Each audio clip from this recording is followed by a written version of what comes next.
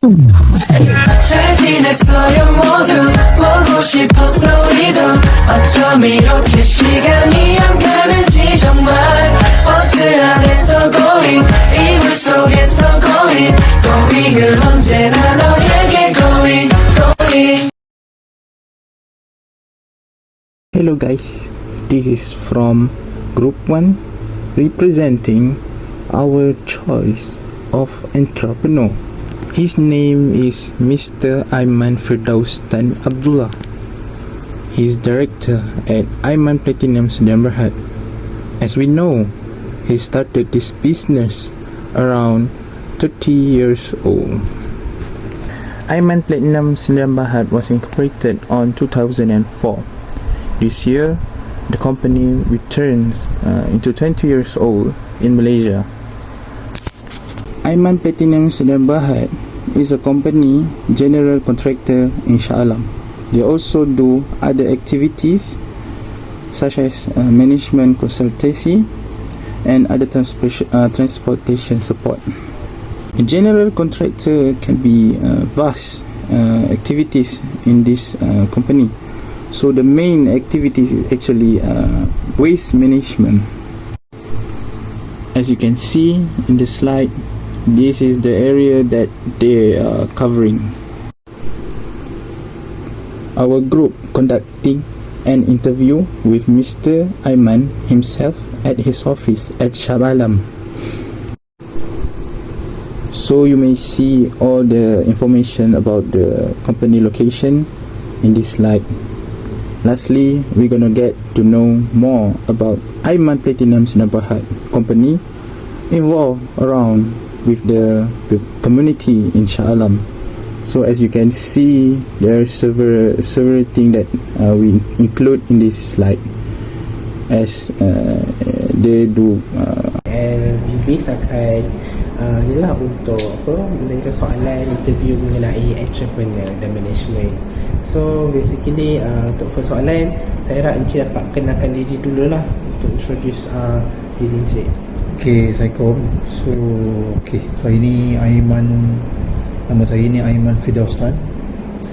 So, saya ada own for few company lah. Yang main company saya dia sebenarnya Aiman Platinum Sdn Bhd lah.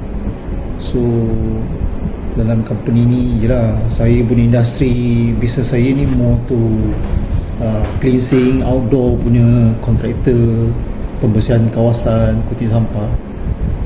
Benda tu melibatkan yelah kita nak try to go for tender untuk beberapa kawasan. Kita tak boleh stick pada satu company je. So we need macam ada quite a lot company yang untuk go for bidding tender tu.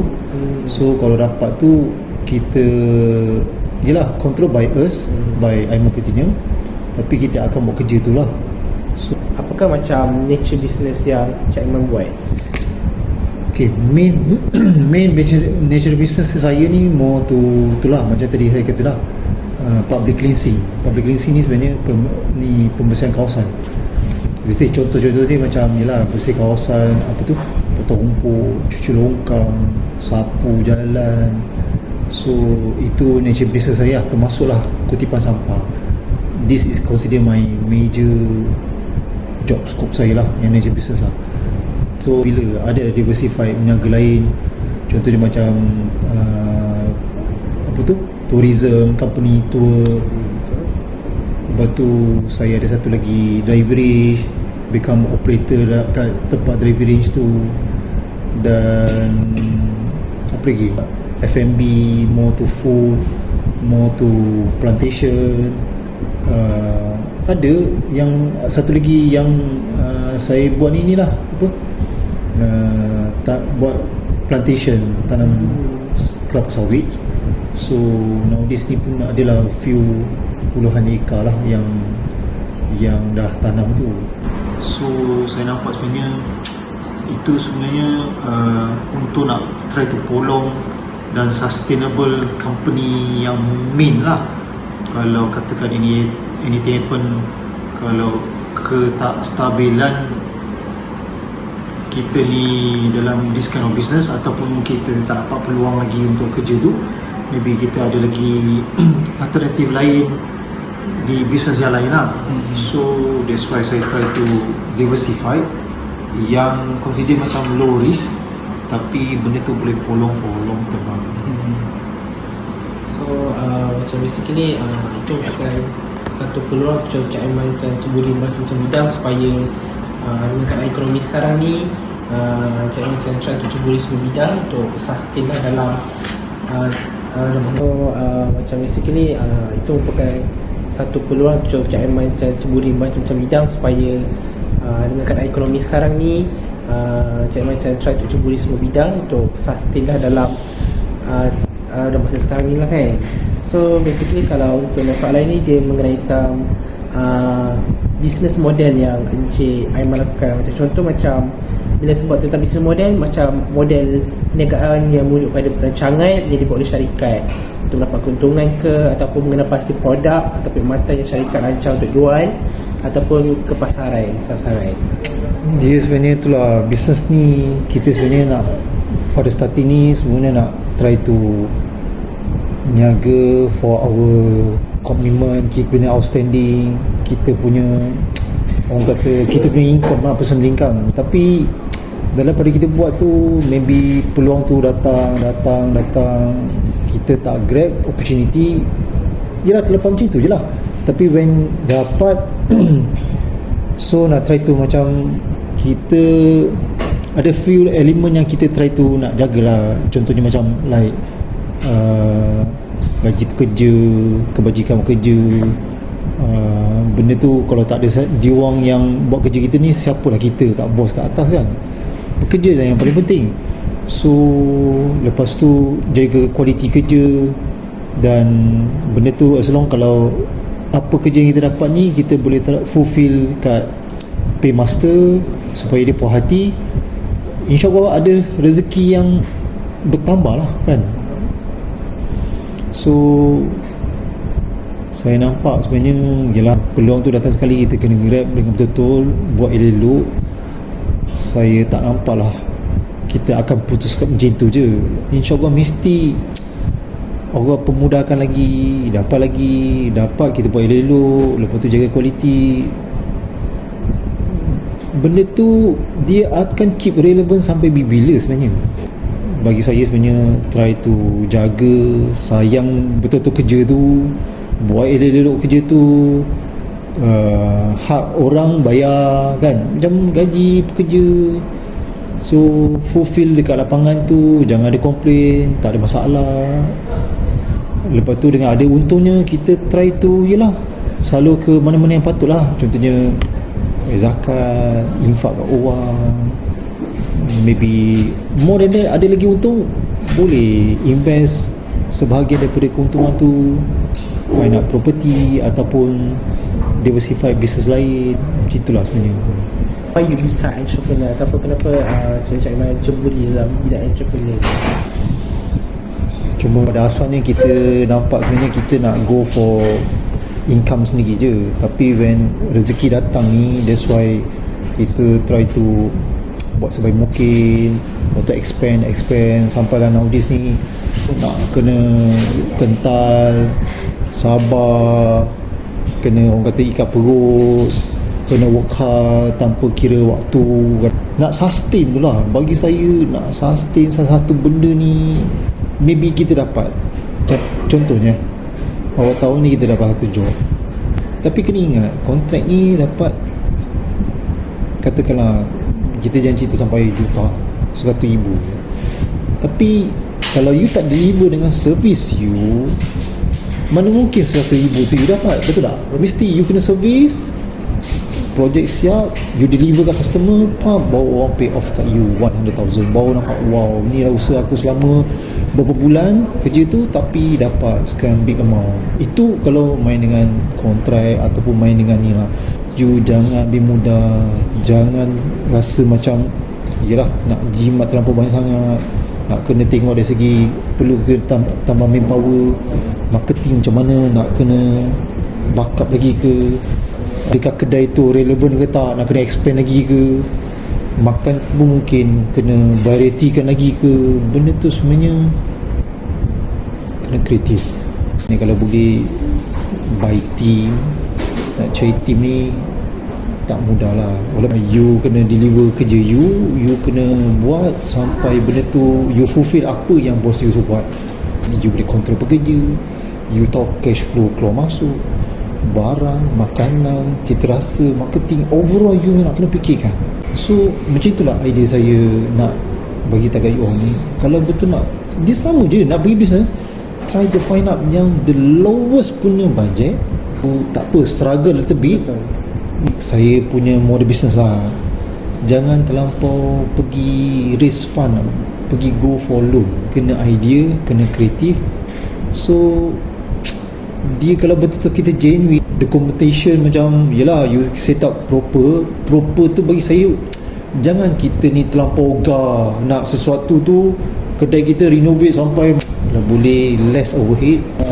I'll continue for the next question. Basically, question ni dia macam punya business, do you have any legal agreement ke? Macam saya punya business ni, kontrak ni kadang ada 5 tahun, ada 3 tahun, ada yang 7 tahun. So dia kena bind kontrak tu dengan kita, which is patutnya kita kena buat, kita tak buat. Kita kata tak ada pun dalam agreement, tak ada tulis pun. When berlakunya pergaduhan, legal ni baru dikeluarkan untuk kita. Aku dah ada tulis dalam legal lah, dalam form dah bagi tahu kesalahan sekian ni kau tak boleh buat, tapi kau buat, kau kena tolak payment lah. So kita sebagai orang kena akur pasal ada legal. Benda all dah pergi menangga ni kena ada hitam putih. You tak facing lagi yang cakap lain, buat lain. Oh ni kalau melibatkan transaction yang besar, kan? Kalau you go for big company pun ada yang dia boleh weakness juga. Kadang dia pun tak implement, dia pun tak fulfill, dia pun tak ada agreement. Sekali berlaku pasal ending dia sebenarnya duit je. Kalau tak ada duit, tak melibatkan duit, kita tak gaduh. Tak. Kerana duit, nanti dah tak ada agreement, dah berlaku, kita dah rugi, dia untung, berpegang samanya. So tapi walaupun ada agreement pun ada yang breach contract, ada yang melanggar agreement tu tak boleh buat apa lah. Kadang-kadang bukan apa, kita nak cakap macam mana, ramai orang yang take advantage pada benda tu. Dia nampak kelompongan agreement, dia pun saja pergi cari hal yang dia tak nak bayar ke, dia tak nak penuhi syarat kita ke, supaya dengan itu dia dapat extra income, extra profit. Betul, ramai yang cili pandai ni, you watch out lah. You nampak simple, yang you need to extra cost untuk bayar pada legal fees, tapi kerana you nak jimat itu, sekali you punya kena terangkat terus hobi. Betul, aku cakap ni saya ada experience. Contoh satu ni, saya ada beberapa property, saya sewa lah kat Sipolan ni, setiap bulan 10,000. Starting few month dia bayar 3 bulan, after that dia terus drag tak bayar sampai nowadays dah tak bayar. Dia keep cakap government tak duit, dia buat projek government tak bayar dia tak boleh nak bayar saya. Saya kata, you cakap gitu, saya ada komitmen bayar dengan bank installment every month. Kalau you tak bayar saya, macam mana saya nak bayar, kan? Sekarang saya pula kena bayar untuk dia, tapi saya sudah keluar, dia tak nak keluar. Dia kata dia dah pasang rack everything, barang semua dah letak, dia nak keluarkan, dia pun tak ada duit. Ini bukan masalah saya. Saya kalau lagi polong gini, dah makan dekat setahun lah. 1 bulan 10,000 dah 120,000. Macam mana nak keluarkan dia? Terpaksa hire lawyer saya terpaksa spend 60,000, 78,000 untuk suruh keluar. Saya tak boleh suka pergi permis saya bukan ingat permis saya kan, saya tak boleh pergi permis dia untuk pergi keluarkan barang dia, tak boleh tau. Baik, walaupun tu kita punya kedai, kita dah ada perjanjian sewa dengan dia, hak dia, kita tak boleh ceroboh kawasan dia sewa tu, padahal tempat kita sendiri. Kalau kita ceroboh Pak Bikopoli, kita kena tangkap. So saya terpaksa tadi benda lagi untuk pergi suruh dia keluarkan, clearkan barang tu kosong seperti mana saya sewakan kat dia. Lepas tu baru saya saman dia punya hutang tu. Sekarang saya saman untuk dia keluar. Dia keluar lagi, baru saya saman dia untuk dia bayar. Itu lagi satu proses. Dalam 7,000 dah spend lah. Saman untuk nak dapatkan duit, bayar lagi. So ini benda yang kita kena awal ni tak nampak, tak berlaku. When berlaku di barang ni, cuba hantuk dinding ni. Hantuk dinding ni, baru kita tahu apa yang berlaku. Saya ada sepupu saya kata, anak-anak ni biarkan dia, bagi dia terhantuk dulu. Dia terhantuk baru dia tahu apa sebenarnya berlaku. Sebenarnya ibaratnya macam tu lah. Dia dah terhantuk baru kita tahu salah. Dah salah, fikir tak? Fikir apa salah? Ini apa apa. So dah terhantuk ni. So kita kena begitu. So daripada lesson ni, kena make sure. Saya tak kata semua, tapi almost kerja yang saya buat tu ada documentation lah. Baiknya legal ni is protect our business lah. So orang yang legal buat agreement tu supaya kita nak judge dia senang, kita nak ni kena ikut prosedur lah. So kalau macam cakap lah, basically bisnes ni memang kena ada agreement kan tak, macam-macam challenges lah kan kita lalui as a business.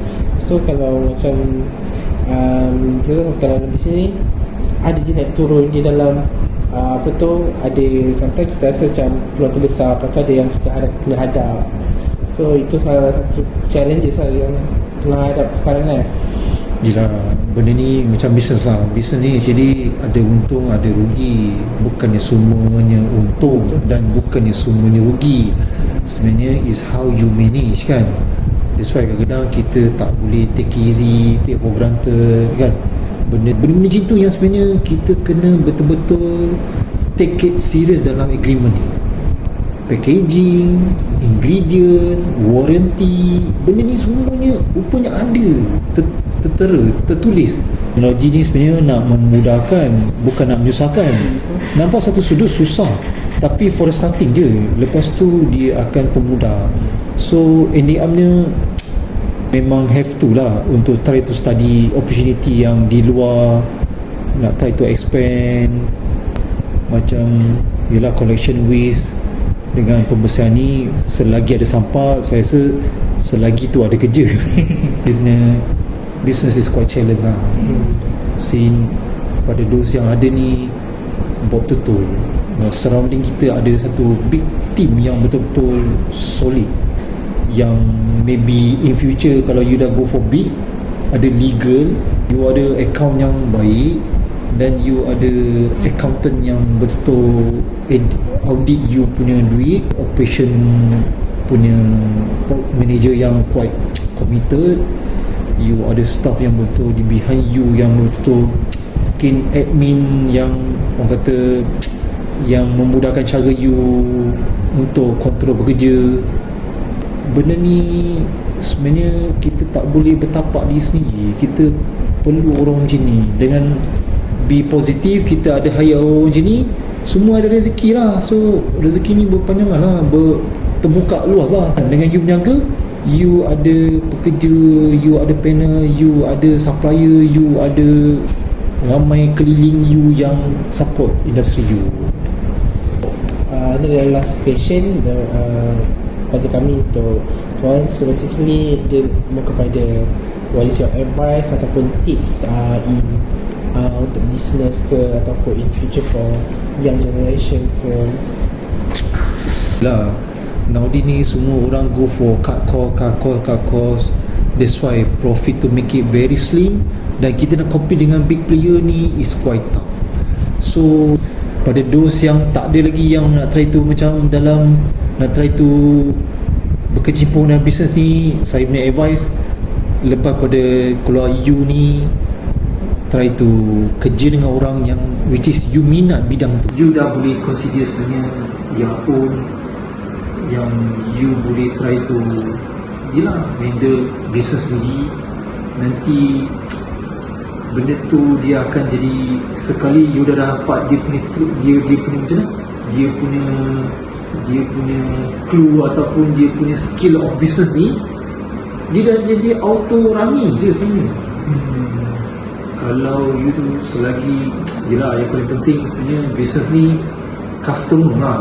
Kalau you tak boleh menang customer, you tak boleh dapat customer, you buat apa business pun, sedap macam mana pun, bagus macam mana pun, certificate bergatang-gatang, berbuku-buku, berfal-fal tapi tak ada customer pun So betul lah, bukanlah nak menakutkan. Memang industri ni ada yang di katil-katil lah kan, tapi dia main kata yang orang kata big shot. You try to divert sikit daripada industri tu, you try to tak supply big chain, mungkin you start dengan small community. Tapi apa sekalipun you minat business tu, maybe orang tu icon you try to belajar macam mana dia buat, sampai satu masa you dah expert, you dah ada expertise, you dah ada capital sikit, knowledge, capital, experience, you try to buat. By the time kerja dengan orang, you try to buat sampai satu masa ada demand, okay, you try to buat. Boleh je kita akan become giant company, tak mustahil. Nowadays ni a lot, teknologi banyak bantu kan. Nowadays ni anak-anak muda ni nak tak nak je, age 30 pun belum terlambat, 40 pun okey je. Honestly, Uncle baru start waktu ketika umur 30 lebih. Kena mesti ada macam planning untuk cash flow in hand, cash flow ataupun investment untuk short term or long term. Boleh je kita orang kalau dapat start pada platform media, kalau dapat spend lebih, kita orang boleh post ke betul. Kita orang pernah post juga, and then kita orang pernah ambil apa tu stokis juga. Betul. Sekarang ni senang sangat lah nak post apa semua lah. Betul. So kita masalah. Okay lah, quite good lah sebenarnya business tu. Cuma macam saya punya business, sebab dia dulu nama mak saya nak ke bajet saya, so dia charity dekat bajet saya lah. Sebab kalau orang lama dia punya more kepada traditional punya style, so nak convince dia ke arah yang new style ni pakai teknologi tu macam quite hard lah. Dia kata macam mak saya kata it's okay, macam parents saya boleh support lah, cuma kita kena buat dulu, approve kat dia, kita boleh buat. Dah nampak ada income, statement semua tu okay, maybe dia akan macam oh boleh lah dengan ni, nanti pun dia akan teruskan lah. That's why macam tu lah. Kalau boleh dengan proper documentation yang you order ada ni, try to macam dapat grant. Yelah, kadang marah lah betul ataupun miti lah. Ada je kalau kat federal ni ada miti yang dia boleh turunkan grant bagi orang ni beli missionary kan. So tapi by the time you try to macam pergi lagi, pergi find out CEO ke Family Mart ke, tapi diorang betul jadi concern about dia punya ingredient. Betul. Sebab tu kalau macam halal kan, nak mohon kan kalau dari segi F&B, dia sebut roti kan, dia kena perlukan bahan yang kita guna roti tu. So memang dia kena tak halal semua guna tu. Itu saya rasa you all dah fulfill lah. Dah fulfill lah, mesti pun kita dah fulfill. So kalau kita boleh je masuk bahagian Petronas tu, boleh masuk. Tinggal nak tak nak je benda tu, kena fulfill dengan Petronas, mana gini dia. Cubalah, saya rasa sebenarnya awak try to gerakkan macam tu lah. Dan ada satu order yang quite big ni, maybe nanti makcik bawa akan realize lah, go for spending yang by numbers kan. Betul. Kalau tidak, dia old school ni dia bukan apa, dia punya processing tu lambat. Lepas tu you main dengan manual ni, kan pekerja tak datang lah apa Tapi lah. alhamdulillah sekarang kita orang dah mesin semua dah start expand banyak lah. So kita orang just guna mesin je, kita orang bantu tepung guna mesin. And tak ada semua mesin yang dia jalan je. Tinggal macam sebab Cik Aiman sebab sudi masak, kita orang semua bagi a lot of information. I hope tak menyusahkan Cik Aiman daripada pihak kami semua. So terima kasih banyak. Itulah